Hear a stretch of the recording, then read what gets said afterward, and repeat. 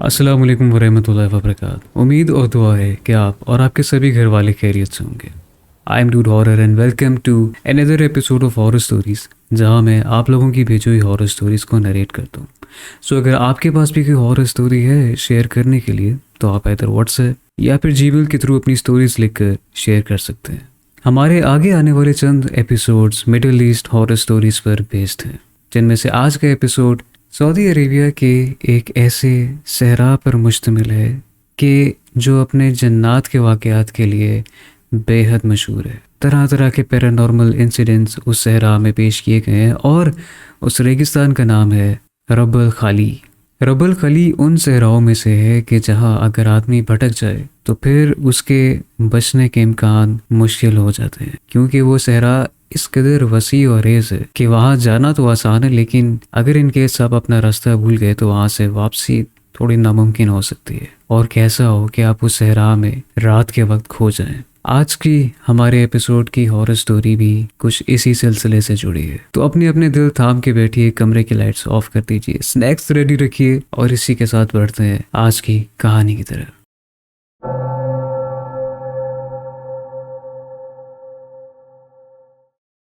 Saudi अरब मुल्क के बीचों बीच रब अल खाली नाम का एक वसी व अरेज रेगिस्तान मुश्तमिल है, जिसे अरबी ज़ुबान में खाली क्वार्टर कहेंगे।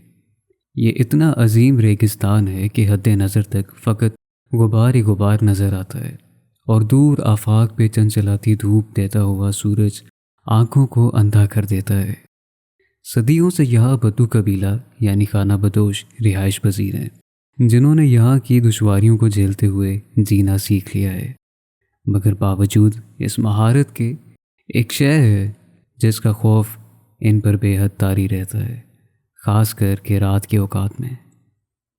एक ऐसा जिन जिसे छलावा भी कहा जा सकता है, क्योंकि वो जिन अपनी शेप शिफ्ट करने में महारत रखता है, जो धोखे से इंसान को अपनी तरफ मुतवज्जो करता है, और अगर इंसान उसकी तरफ खींचा चला जाए तो उसका वापसी का रास्ता नामुमकिन सा हो जाता है।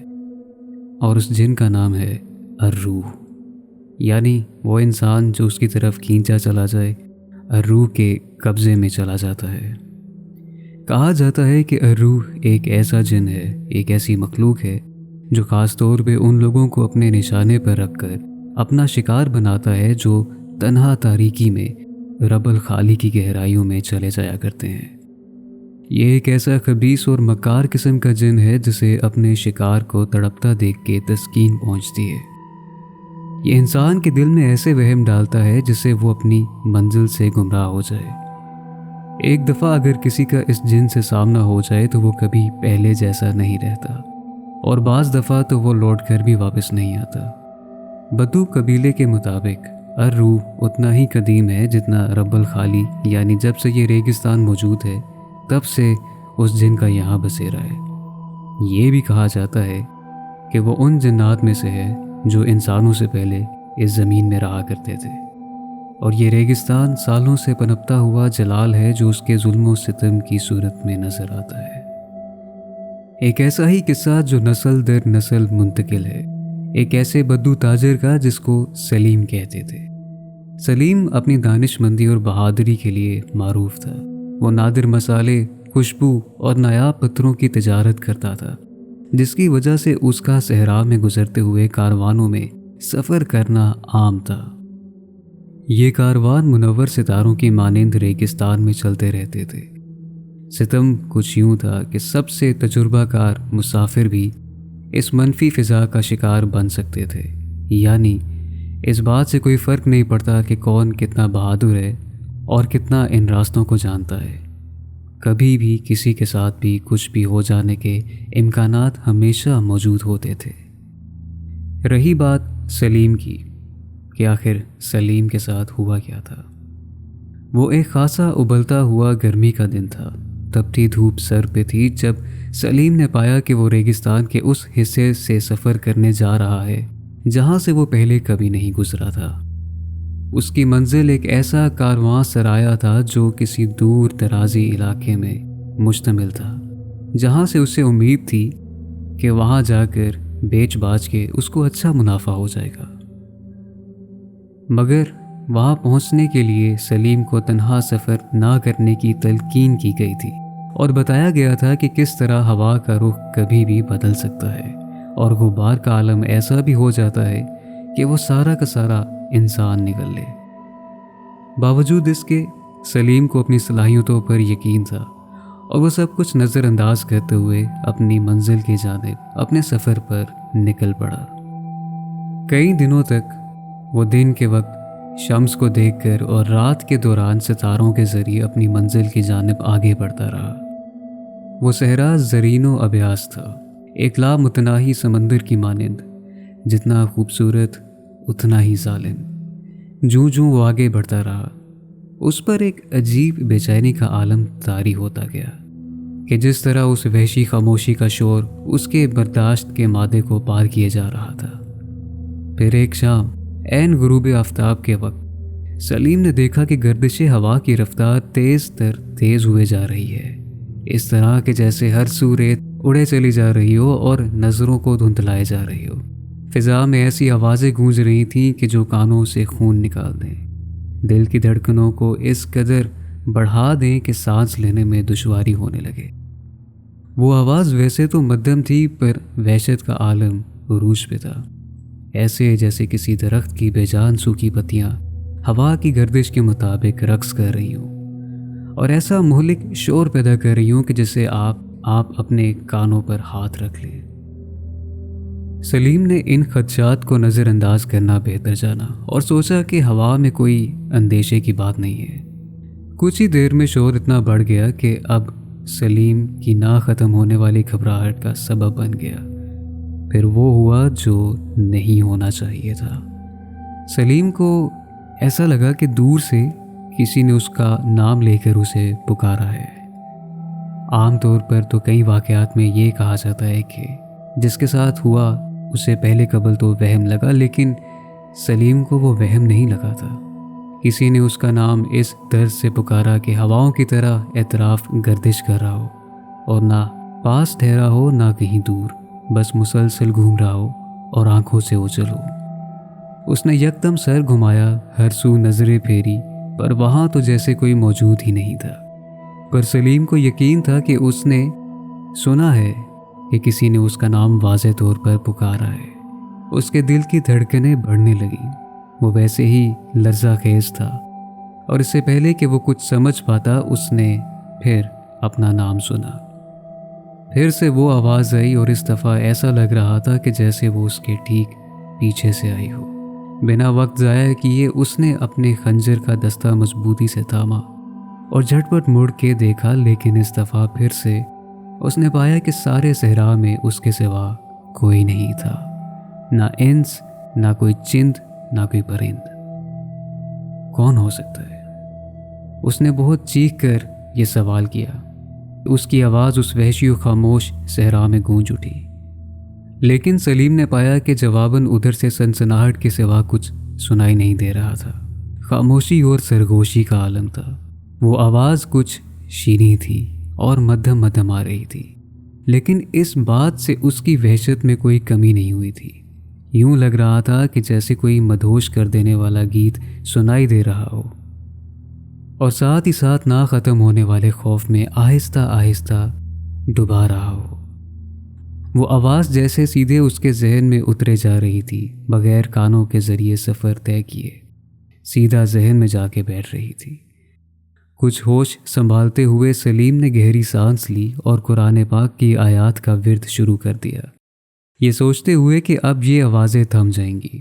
اس عمل کے بعد کچھ پلوں کے لیے وہ آوازیں رک گئیں اور وہ صحرا پھر سے اپنی وحشی خاموشی میں ڈوب گیا۔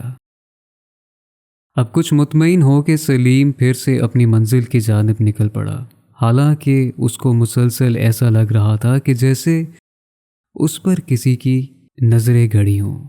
اس نے اپنی رفتار تیز کر دی، اس کوشش میں کہ جو بھی یہ نظر تھی ان ریت کے پہاڑوں کے بیچ وہ اپنے اور اس نظر کے درمیان فاصلہ بڑھا رہا ہو اور اس سے دور جا رہا ہو۔ اب تاریکی ہر سو پھیل چکی تھی، ریگستان میں رات کا وقت ہو چکا تھا۔ یعنی لیل ہوئی اور سلیم نے ایک چھوٹی سی چٹان کے سائے میں اپنا خیمہ لگایا۔ اس طرح اس نے رات گزارنے کا انتظام کر لیا۔ جیسے ہی وہ لیٹا اور آنکھیں بند کی، تھکاوٹ کے رہتے اسے گہری نیند آئی، جیسے کسی مزدور کو آتی ہے، بنسبت اس کے کہ وہ حد بے چینی میں مبتلا رہا۔ کچھ دیر بعد ہی خوفناک خوابوں کا سلسلہ شروع ہو گیا۔ سلیم نے خواب میں خود کو ریگستان کے بیچوں بیچ پایا، جہاں اطراف ریت کے بے جان پہاڑ اڑے جا رہے تھے اور سیاہ گہرے طویل سایہ نما مخلوقوں نے اسے گھیرا ہوا تھا، بالکل ایسے جیسے طویل قد والے راکشسوں کا جھنڈ اسے گھورے چلے جا رہا ہو، لیکن نظروں سے یوں اوجھل ہو جائیں کہ شک پیدا ہو کہ یہ جو ہوا وہ حقیقت تھا یا پھر وہم۔ اس کو مسلسل ایسی سرگوشی سنائی دے رہی تھی کہ جس کے عکس جاننا مشکل تھا کہ وہ آوازیں کب آتی اور کب اوجھل ہو جاتی معلوم ہی نہیں چل پاتا تھا۔ وہ سائے اچانک نزدیک آ جائیں اور اسے یقین ہو گیا کہ وہ انسان تو بالکل بھی نہیں تھے۔ وہ کچھ ادرک نما مخلوقیں تھیں جن کی آنکھیں گہرے سیاہ اندھیرے میں چپتی ہوئی چنگاریوں کی طرح نظر آ رہی تھیں، ایسی روشنی جو انسان کو اندھا کر دے۔ ایک ایسی پکار جو کسی سانپ کے جیسی آواز میں نکل گئی ہو، جس کا زور سین پر ہو۔ یہ آواز جیسے پورے جھنڈ نے مل کر نکالی ہو اور چیخ کر کہا، یہیں رہ جاؤ ہمارے پاس۔ سلیم کے خوف کا عالم اب عروج پہ تھا۔ وہ اس قدر حیران، بحران اور پریشان تھا کہ اس کا بس نہیں تھا کہ وہ کب ادھر سے بھاگ جائے گھر کی طرف۔ اس نے بھاگنے کی کوشش کی، لیکن پایا کہ اس کے پاؤں کے نیچے ایک دلدل تیار ہو رہی تھی جو اس کو خود کی طرف کھینچے چلی جا رہی تھی۔ اس کے ہاتھ پیر کام کرنا بند کر گئے تھے۔ سلیم جتنا مقابلے کی کوشش کر رہا تھا اتنا ہی نیچے ڈھلے جا رہا تھا۔ جیسے ہی وہ سراپا ڈوبنے کی کاغار پہ تھا، اسی وقت کسی ہاتھ نے اس کو تھام لیا۔ وہ ایک شخص کا ہاتھ تھا جس کا ناک نقش اندھیری رات کے رہتے نہیں معلوم ہو پا رہا تھا۔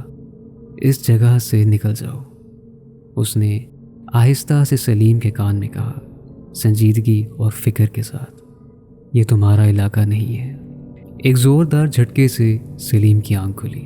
اس کا جسم ٹھنڈا پڑ گیا تھا اور وہ پسینے میں تر تھا، اور دل اس قدر زور سے دھڑک رہا تھا کہ جیسے ابھی سینے چیر کے نکل آئے گا۔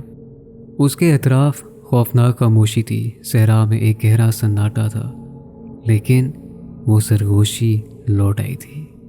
اس دفعہ پہلے سے کہیں زیادہ تیز۔ اس کے ذہن میں وہ آوازیں گونج رہی تھیں، اس طرح کہ اس کے سوچنے سمجھنے کی صلاحیتیں چھین رہی تھی۔ سلیم، ہم جانتے ہیں تمہیں کس کی تلاش ہے، وہ آوازیں آہستہ آہستہ بول رہی تھیں، وہی سانپ کی بولی کی مانند۔ ہمیں علم ہے کہ صحرا میں خزانے کی در چھپے ہوئے ہیں، ہم تمہیں اس تک پہنچا سکتے ہیں بشرطے اس کے کہ تم ہماری مراد پوری کرو، ایک چھوٹی سی قربانی۔ سلیم نے لرزتے ہوئے لہجے میں سوال کیا کہ آخر تم چاہتے کیا ہو؟ جواباً ان سرگوشی میں سے اسے ایک آواز سنائی دی، صرف ایک قطرہ تمہارے خون کا، ایک آسان سا وعدہ، اور اس صحرا کے سارے خزانے تمہارے۔ سلیم نے زور سے سر جھٹکتے ہوئے فوری انکار کرتے ہوئے کہا کہ میں تمہیں کچھ بھی نہیں دوں گا، اور بہتر ہوگا کہ میرا پیچھا چھوڑ دو۔ مگر اس جن کا ارادہ پختہ تھا، وہ الگ الگ شکلوں میں اس کے سامنے نمودار ہوتا رہا۔ کبھی ایک وحشی سایہ بن جاتا جو اس کے خیمے کی روشنی سے بنتے ہوئے سائے میں نظر آتا، تو کبھی اژدہے کی شکل میں سامنے آتا۔ آنکھیں اس کی ایسی چپتی ہوئی لال انگاروں کی طرح دکھتی جنہیں دیکھ کر انسان کئی ہفتوں تک خوف میں مبتلا ہو جائے۔ سلیم نے ہمت پیدا کرتے ہوئے ایک بار پھر اپنے خنجر کو پوری طاقت سے ہاتھ میں پکڑا اور قرآن پاک کی آیات کا ورد جاری رکھا، اس قدر تیز آواز میں کہ وہ مخلوق ایک جھنجھلاتی چیخ کے ساتھ نظروں سے اوجھل ہو گئی۔ ساری رات سلیم جاگا رہا، چٹان کی طرف پیٹ کیے وہ تاریکی پہ نظریں گاڑے رہا۔ وہ جانتا تھا کہ جن ضرور واپس آئے گا، وہ بس سلیم کو آزما رہا تھا، کیونکہ اس کے لیے تو یہ ایک تفریح تھی۔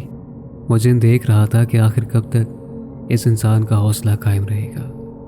جیسے ہی طلوع آفتاب کا وقت نزدیک آیا، سحور کا وقت ہوا۔ سلیم نے اپنا سامان سمیٹا اور پھر سے سفر شروع کیا، لیکن ہر قدم بھاری لگ رہا تھا کہ جیسے یہ غبار خود اس کے خلاف سازش کر رہی ہو۔ اگلے چند دن نہ ختم ہونے والی تھکان، گرمی اور خوف میں گزر گئے۔ سلیم کی راتوں کی نیند اڑ گئی تھی۔